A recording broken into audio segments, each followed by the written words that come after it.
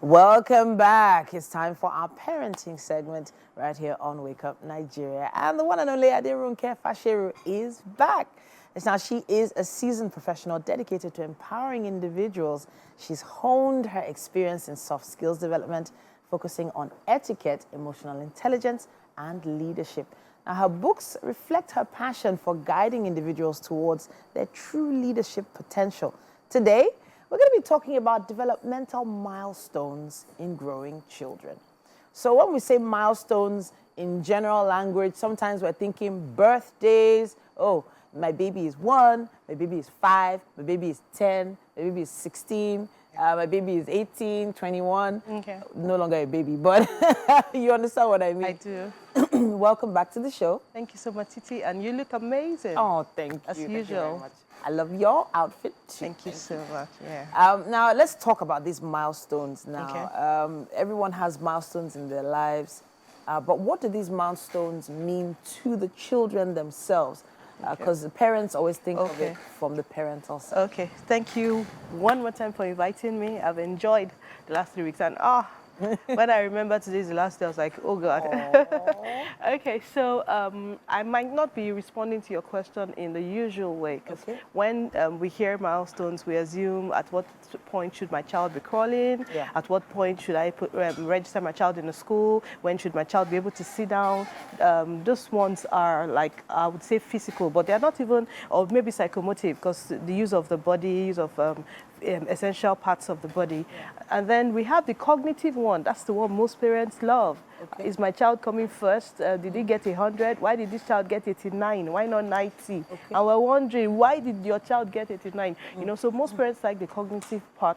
But today, I'd like us to dwell on the affective domain, because I believe we don't pay a lot of attention to it. And that's why most adults are successful but not responsible.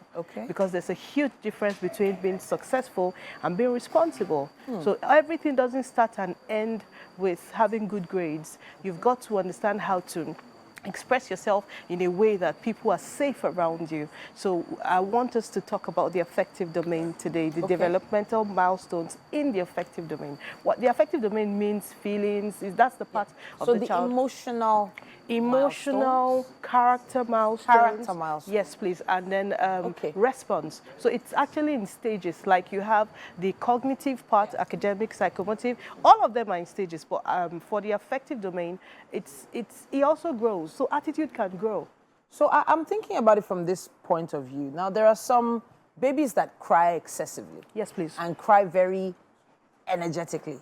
And at that point, when they're still in your arms and they're not really crawling yet, you don't consider emotions like anger, right, or sadness. You just think of hungry, not hungry, and happy, because the baby smiles when the baby is happy. So I'm thinking about emotions like anger, disappointment. You know, maybe they want mommy to carry them, and mommy is not available to carry them, and they are disappointed, so they cry. Right? So when we talk about emotional milestones, now I'm saying, when you break it down that way, when should we expect to understand or be able to differentiate between all these emotional all the feelings? So when a child is born or a baby is born, I would say the way we monitor physical growth, that's how their emotions also grow. So it's true that they also experience different kinds of feelings, even when they are unable to talk and express themselves, but they experience these feelings because the affective domain starts from a point of recognition or receiving. So it's important that at that stage we're able to recognize that this is what this child wants, this is what this means, and as they grow older, we're able to help them with their emotions. So when you teach them to recognize, to receive, they grow into expressing themselves. So from recognition, you move into appreciation. You know, sorry, I want to take you into the story. So I met a friend of mine who's about 70. He used to work with me before. And I found out that he's still in Lagos. At a point, he was working with me. He said he wanted to retire, leave Lagos. So he's still here. So I saw him and I said, Papa, why are you still here? He said, oh, if I go back, what would I eat? I said, but you have children, don't you? He said, oh yeah, I have children, I have 4. Then I was wondering, are they working? Are they at home? He said, yes, they are working, they are married. So why do you have to do so much? Why are you talking about laying a foundation at this age? He said, if I don't do it, what would I eat? What will happen to my wife? I mean, my children still depend on me. And I felt there was something wrong with that. So I looked at him and said, can we go past now with this conversation? Say, yeah. I said, did you train your children? And he said, yes, they are all graduates. So I was then asking myself that, so this theory, I wish I can open a system where everybody pays more attention into the affective domain as against the cognitive domain, so that children understand how to give back. Children understand how to show gratitude. Children understand how to empathy and also responsibility. Yeah, we assume a lot in this country. And I feel it's because people do this, look after my child. I feel for people who believe, just look after my child. I have a housemaid. Can those people actually, nannies, can they raise your children? That's what happens. So the nannies just take care of the day-to-day, make sure that the children look all presentable. Yes. But what's going on inside, mentally, in their hearts, managing emotions, nannies can't do that. No, they can't. So at what age do you believe parents should really take a pause and focus on building this emotional intelligence with their children? As soon as the children are born, there has to be a plan.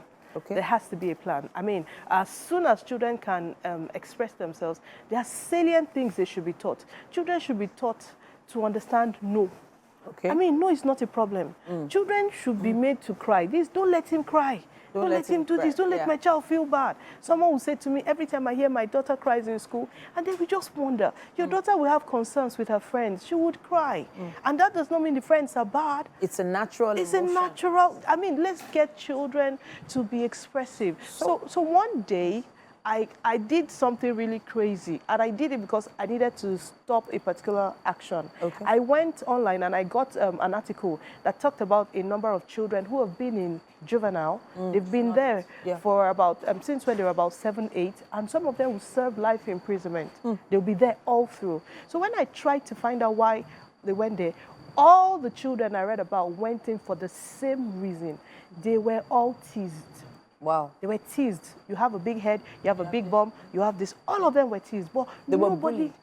Maybe bullied, maybe teased, maybe it wasn't up to a point of bullying. But they were never taught about responses. One thing so there is also a nutritional challenge with children that don't understand the word no. A lot of parents are just always bending to the whims of their children. You see some children in supermarkets just picking whatever they want, and the parents just say yes, just to essentially keep them quiet.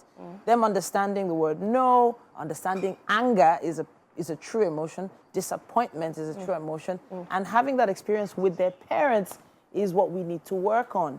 And I have to say thank you so much for bringing this topic to light, because it is a deep one. Having a child crying is not good to your child. No, that's what I've said this thing too. I know it's just fine. I know it's just fine. I know it's just fine. It's just fine. You're helping to build, resilience in this child when you say no. Thank you so much. Thank you too. Thank you for having me. Yeah. So there are a few things you probably not said no to your child, and it's probably because maybe your parents did not even tell you no. Well, let's take a chill pill at this point and head back into the kitchen.